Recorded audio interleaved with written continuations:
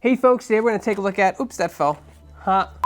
Hey folks, Greg here, and today we're going to take a look at a plethora of Overwatch merchandise that was sent to me by Blizzard in celebration of their 30th anniversary. It's From the Vault is a new series of things they do every so often celebrating a specific game or a specific character. In this case, it was Overwatch. So we have lots of cool stuff to look at.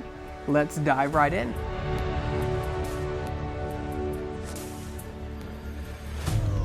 Hey folks, if you enjoyed the video, make sure to hit that like, subscribe, notification button. It's 3 small clicks for you, but means the world to us. Let's get started. So first, we're gonna take a look at this giant Funko Pop from Overwatch, which is Bastion, the vinyl figure. He's bigger. They make these like oversized pops sometimes, or like slightly bigger scale.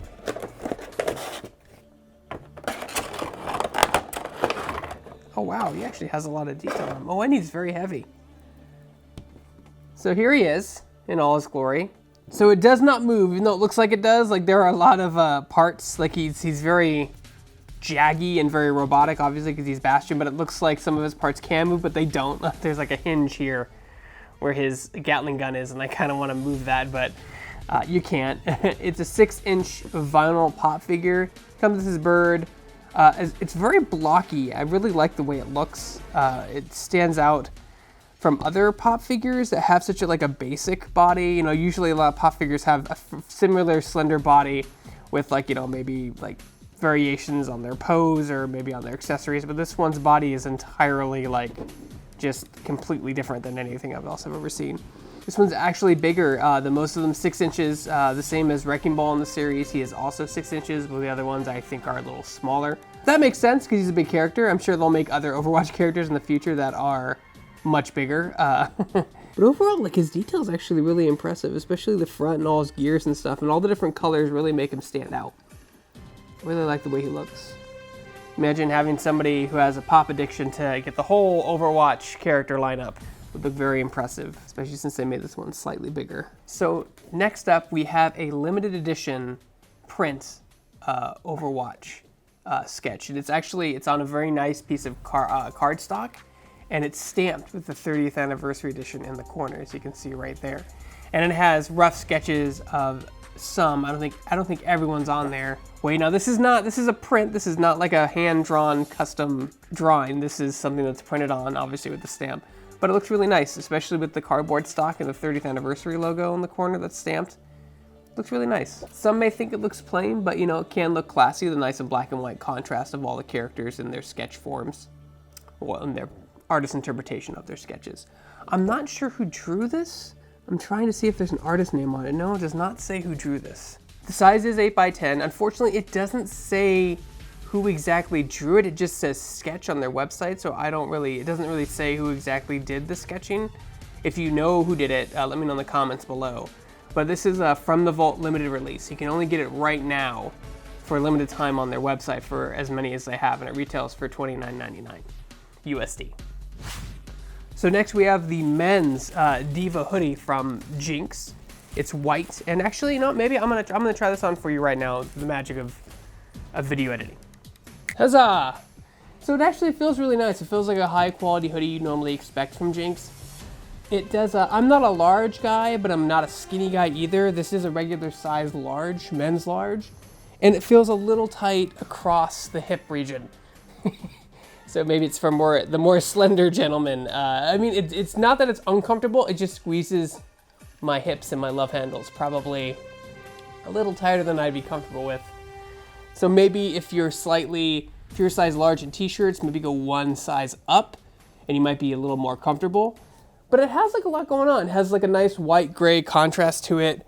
Has the red as the accent colors with Diva's number on it. On the back it says easy mode. I'll stand up in a minute and turn around because I have no room against the wall. I'm very confined in my space. But it looks nice, feels nice. Jinx always makes good hoodies, so you can always trust on their brand. They always do good licensed clothing for video games. I've never had a problem with them. I've owned 2. This will be the 3rd Blizzard Jinx hoodie that I've owned. So this one retails for $64.99, and look, has a lot of stuff going on, which is kind of cool. If you like your hoodies a little more busy, Like, this is definitely one for you. I don't know if I know they made a Diva pink hoodie, but I wonder if it was a women's only. Women's cuts tend to be slightly different than from the men's cuts. And I know that because I really liked these Harry Potter school hoodies that they put out at Hot Topic for a while, but they were for women, and like when you put it on, you're like, okay, yeah, it did not fit me at all. It's just very different. Not to say that you couldn't wear it. Maybe you can pull it off, maybe I just couldn't. Maybe you're just that lucky. So they are cut a little bit differently, so this is a men's hoodie. So if you want it in pink, you might have to look for somewhere else for one. Yeah, so it looks nice. Boy, those really like to lay this way. They don't want to lean up, they want to lean forward. Lucky me. So next up we have, in partnership with Hot Wheels and Mattel, is their Overwatch Hot Wheels line, which features Tracer, Soldier 76, Diva, Reinhardt, and Roadhog. And they all have different cars, different sizes, and what's really impressive about this lineup is the amount of detail they have on the side of the cars, which is obviously their name and a character art piece of them doing something as well. All the cars are also themed around the character's original colors, like Soldier 76 is, of course, you've got blue with red accents, a little bit of white in there. Diva is, of course, blue, white, and pink. They actually do follow the colors very well, including how much of the color they use in the car, which is really impressive. That's just a really cool detail to see in these things. So the Reinhardt one looks really cool, too. The Reinhardt one, of course, all silver. His wheels are chrome red. I guess he does have a little red on him. It's kind of interesting. So here's an example of something that's kind of weird. Tracer's is orange, but I guess I would consider her pants more of a yellow, but maybe I'm sure that was an argument in the production phase, whether her pants were yellow or orange. So I could see that for sure, but they still have the blue and a little bit of white there as well for accent colors, as well as the clear blue windshield, which is, indicative of her teleportation device she has on her chest. I was never a car guy growing up, not much of a Hot Wheels guy either, but like if Hot Wheels did some kind of Ninja Turtle crossover or Ghostbusters crossover or Batman crossover, which they tended to do a lot back then, yes, I would have had that most likely. I remember I had a Hot Wheels diecast Batmobile from the Tim Burton films, which was kind of cool. So here are all 5. They're gonna start rolling because I'm not perfectly level here. Whee, there we go. And you guys see, I really do see it. There's a ton of detail on some of these. They have the logo on them. They have the colors that are copying the characters, including how much of the color they use, which is really interesting. Like I said, the only one that really kind of throws me off is Tracer's because it's orange. I would think it would be yellow, or is it orange? I don't know. I mean, you can look at the box itself. Like her pants seem a bit yellow. Maybe they could have done a gradient or something to do best of both worlds. But these are kind of cool. And you can leave them around and have your mom and dad step on them, or if you're really into cars and you like Overwatch as well, it's a good crossover for you as well. Soldier 76 car is called the Solid Muscle. Tracer's is called the Power Pro. Diva is called the MST Suzuka. And then the power panel is Reinhardt, and the Baja Hauler is Roadhog. So I don't think those are real cars. I could be wrong. I'm not a car guy, so I'm not sure. But I mean, they don't look like real cars to me.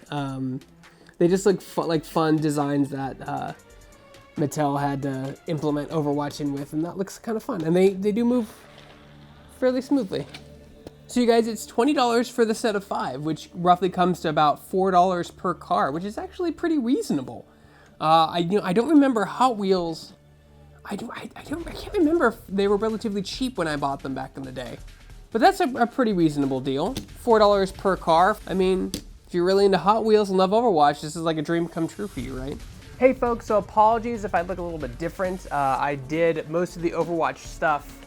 Well, I have a lot of cats on the table right now. I did a lot of the Overwatch stuff all at once, and then about 4 or 5 days later, I got the Good Smile Mecha Overwatch figure. So I have different clothes. My hair may be a bit longer. My beard may be a bit longer. I may look a little bit different, but thanks to the magic of video editing, I can cut it all together as one big showcase. So we're gonna open up the Good Smile Diva's Mecha. I think, does it come with the figure too? I'm not sure.